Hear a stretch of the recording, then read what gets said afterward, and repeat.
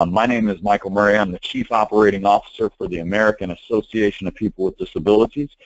AAPD is a convener, a connector, and a catalyst for change, increasing the political and economic power of people with disabilities, and working together with the team here that's been assembled has been incredible.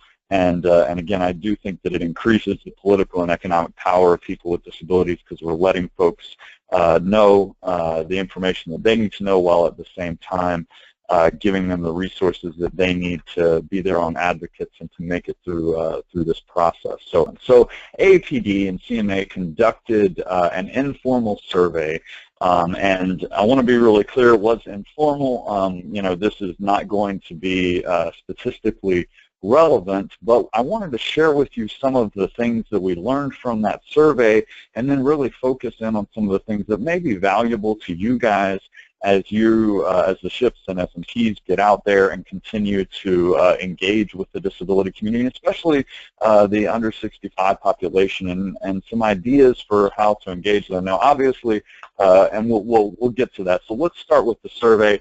We had 24 different states respond to the survey. You can see that in front of you. I think that, that's a pretty wide array of folks. Thank you to many of you who sent it out to folks that you work with. Next, one of the questions that we asked was, how much do you understand Medicare?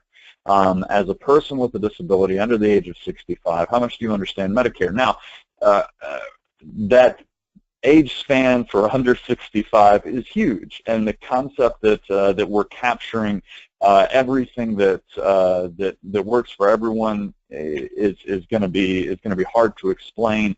But in just looking at some of these numbers, I think that we can get a general idea of first off, that there are a lot of folks out there under 65 who don't feel like they understand their Medicare coverage. There are some folks who feel like they understand a lot, but for the most part, folks would say, well, I understand some of it, but there's also a lot of folks that say, I don't understand much. And when we dive into what is it that they don't understand, what are some of the things that folks don't understand, we started to ask some of the questions like, what was your coverage before you had Medicare? And some people, you know, talked about Medicaid and private insurance, and an Affordable Care Act, or insurance to the marketplace. And another question that we asked folks was, how clear was it to you when you became eligible for Medicare? And I think that we've got that huge swath of blue over there that says 47% of folks were pretty clear, which I think is pretty beautiful there. But then we still had a larger amount of folks who were saying, I'm unclear. 20%, around 20% of folks said, I'm completely unclear. 33% of folks said, I'm somewhat unclear. So we see right then and there at the very beginning of the process that we've got folks who don't even know when they're becoming eligible, and need that support and need clear communication about when they become eligible. Next piece, Medicare enrollment process. How easy was it to enroll in Medicare? And 65% of folks said it was somewhat easy. And other folks said that it was 17% said that it was easy, and then another 17%, a little bit more, said that it was not easy. And by the way, I got to give a shout out to my friend Matt for making these outstanding little things here, and you can actually find this as one of the resources on the website, but the pie graphs and all that sort of stuff was not my handiwork, it was his. All right, let's keep going. So how easy was it to transition to Medicare? You know, 50% of folks said it was somewhat easy, so they ran into some issues. 18% said it was easy. 31% said it was not easy. And again, I think that this just points out the need for communication, the need to get out there, understand the community, talk to the community, ensure that folks with disabilities, especially the younger community, are understanding what we're talking about. And I'm trying to move quick because I don't want to run out of time. One question that I found interesting was we had a lot more questions on this survey, and I'm just hitting some of the high points. we know that tons of folks needed our support and need communication about how Medicare works. But we asked folks, how many of you have heard of the State Health Insurance and Assistance Program, the SHIPS? And 33% said yes, but 66% said no. Now, some folks don't need us, but some folks probably did need us and weren't aware of us, and so that gives us kind of indication that we are doing some good work and that folks are out there and do see the value of the SHIPS. And the SNPs, but also that we have some work to do to make sure that our folks know that resource is available to them. Same thing with the SNPs. About 12% said yes, 87% said no. Okay, so that brings us to where I really want to spend the remainder of my time, and I'm not going to go really in depth, super in depth today, but I think from this survey and just from my own experience, I think that we can talk a little bit about how do we communicate with this under 65 population, and specifically the disability community.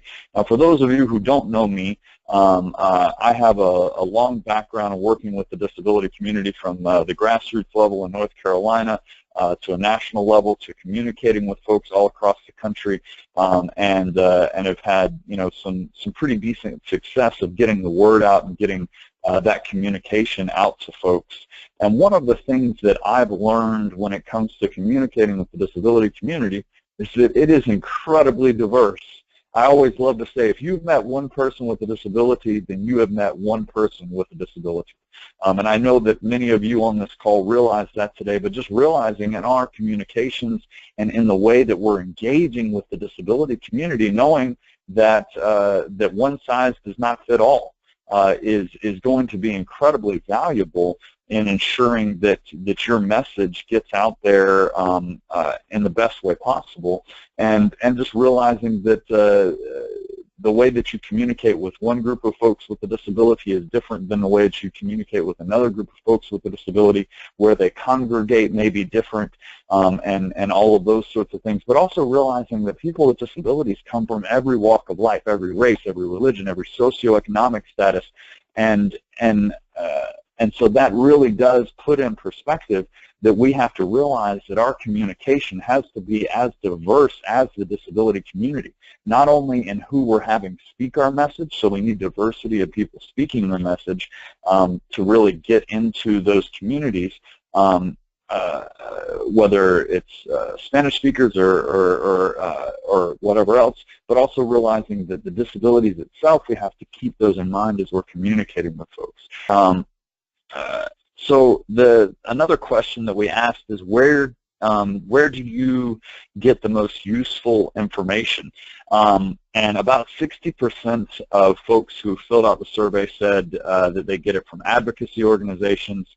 30% said from healthcare centers or a physician's office. An interesting one is 16% of respondents said that they get their information about Medicare from faith-based organizations, churches, synagogues, mosques. And so I think that that's something that we need to be thinking about, is have we put our information in those kinds of places so that folks are aware of the SHIPS and the SNPs. Governmental organizations, libraries, vocational rehab, community centers, things like that. So Social Security, about 56% of folks learn about Medicare through Social Security, which, again, is really valuable. Veterans Administration and others made up some percentages too. The one thing that I would say on this slide is, when we're thinking about communication, we're thinking about engagement, you know your community best. You know your community better than anybody else that's out there. And the concept that I'm going to sit here in Washington, D.C. and tell you the best way to communicate with folks in Missoula, Montana is ludicrous. You know your community best. You know how to get down there and engage with folks. You know whether the real place where people are organizing and engaging are these faith-based organizations.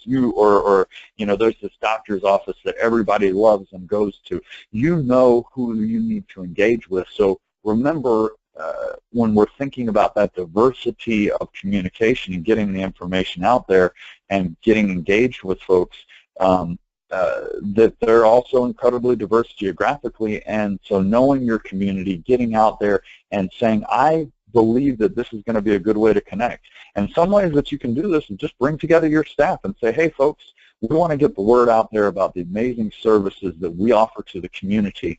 Who do you know? What community organizations are you connected with? What kinds of places should our information be out there but aren't? And get ideas, and then start enlisting folks to be your messengers. Another question that we asked folks dealt with how they really receive materials. And again, we're focused on this under 65 population, but again, I think that that's really wide and broad. I am going to focus a little bit on millennials for the sake of just of having a little bit of focus here, but again, realizing the disability community is incredibly diverse, and that under 65 population is incredibly diverse.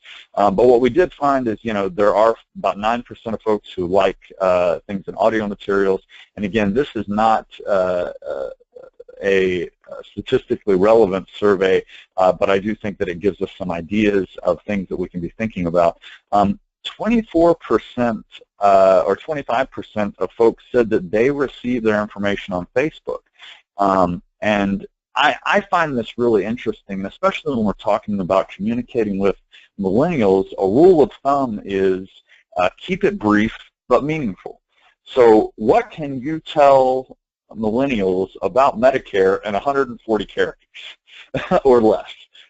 And again, you've got to keep it meaningful. And you've got to have it be engaging, but are there ways that you can engage with folks using 140 characters, using a picture on Facebook, using things along those lines? Because folks are out there utilizing social media and these kinds of ways to engage. And we need to be out there if we want to make sure that we're folks know about our service and are able to engage in our service. And again, I think that that's something that this grant has done incredibly well, is thinking about all of the different ways that folks are asking for these materials and trying to engage with them in those ways. One of the things that I also want to mention here is remembering that that media is 24/7 now. And a lot of times when you're trying to engage that under 65 population who may or may not be doing something during the day, is can you stagger the times of when you're communicating with folks in order to better engage them? And that's going to be different depending on the community that you're engaging with. But if you set that Facebook post to go out at 6 o'clock, does it get more coverage, or that tweet to go out at 6 o'clock, does it get more coverage and engagement at that time than it does at 3 o'clock when you're in the office and can press send yourself? And so just thinking about some of those things. Very quickly, online materials, we know this is so important. You got to have it organized, you got to have it together, you got to put it online. Another interesting thing about that we found from the under 65 population is 58% of folks were saying, I still like printed materials. And I think that this goes to the fact that, people want to make sure that they're getting the information, that they're making the right decisions. So, there's still a need and an opportunity for some of that. But choosing that best medium for communication is again, just so vital. So I've taken up more than my fair share of the time, and I hope that I didn't go too much longer. But thank you all for the opportunity to speak with you today. I am so pumped and excited and proud of the work that's been done in this grant. And thank you to Kathy and the whole team there.